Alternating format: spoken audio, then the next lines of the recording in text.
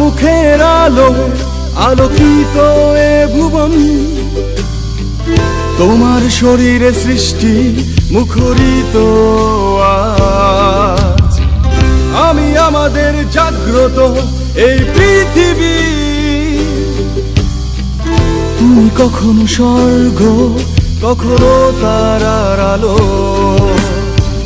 তোমাতেই এসে থামি, তোমাতেই শুরু করি নারী, শুধু তোমাতেই গড়ি স্বপ্ন, স্বপ্নের সাথে চাল বুনি।